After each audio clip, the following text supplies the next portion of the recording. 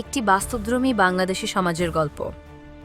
বহু বছর ধরে সমাজে একদল অবৈধভাবে ক্ষমতা দখল করে রাখা মানুষ রয়েছে।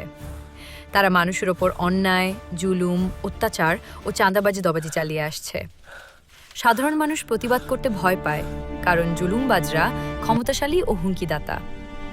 এই সমাজেই আছে একজন সৎ, শিক্ষিত ও ন্যায়পরায়ণ মানুষ, যিনি মানুষের দুঃখ বোঝেন, ইনসাফে বিশ্বাস করেন এবং সমাজকে ন্যায়ের ভিত্তিতে গড়তে চান। সমাজের মানুষ মনে মনে তাকে বিশ্বাস করে এবং তাকে মেম্বার নির্বাচনের জন্য বেছে নেয়।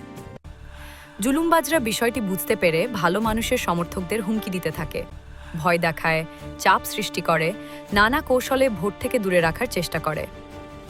সমাজের মানুষ বাহ্যিকভাবে চুপ থাকে, যেন কিছুই জানে না, কিন্তু মনে মনে তারা ঐক্যবদ্ধ হয়। ভোটের দিন সবাই নীরবে, বুদ্ধিমত্তার সাথে ন্যায় ও ইনসাফের প্রতীক সেই ভালো মানুষটিকে ভোট দেয়।